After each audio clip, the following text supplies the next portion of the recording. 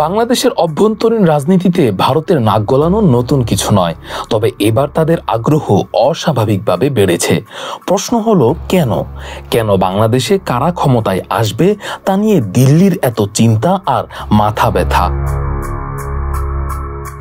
আসলে ভারত চায় বাংলাদেশে এমন সরকার থাকুক যে সরকার তাদের স্বার্থ রক্ষা করবে, তাদের কথাই উঠবে আর তাদের কথাই বসবে। দেশ জুড়ে তোলপাড়, ওয়ালটন ফ্রিজ কিনে আপনিও হয়ে যেতে পারেন মিলেনিয়ার। আর সেই সরকার যদি শেখ হাসিনার নেতৃত্বাধীন পতিত আওয়ামী লীগ হয় তবে তো কথাই নেই।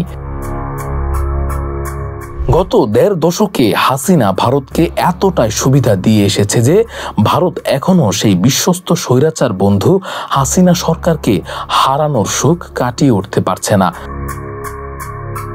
ভারত জানে হাসিনার শাসনামলে তারা বিনা বাধায় গঙ্গার পানি নিয়ন্ত্রণ করতে পেরেছে। তিস্তা নিয়ে কথা বলেও কোনো প্রতিশ্রুতি রাখতে হয়নি, সীমান্তে নির্বিচারে গুলি চালিয়েও কোনো প্রশ্নের সম্মুখীন হতে হয়নি।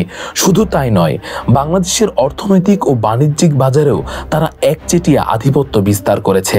বাংলাদেশের গার্মেন্টস, জ্বালানি, বিদ্যুৎ থেকে শুরু করে কাঁচামালের বাজারেও ভারতের দখলদারি ছিল অসীম।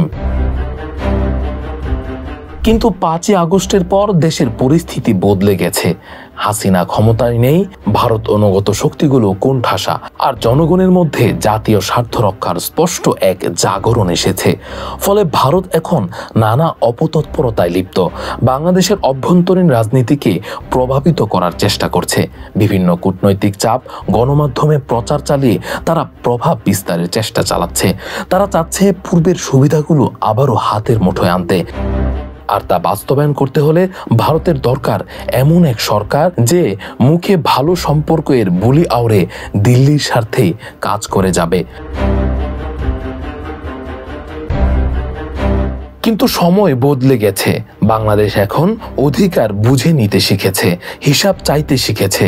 সীমান্তে আগ্রাসন, পানির সংকট, অর্থনৈতিক শোষণ, এসবের হিসাব এবার বাংলাদেশের জনগণই চাইবে। বাংলাদেশ এখন মাথা উঁচু করে দাঁড়াতে শিখেছে, চোখে চোখ রেখে কথা বলতে শিখেছে।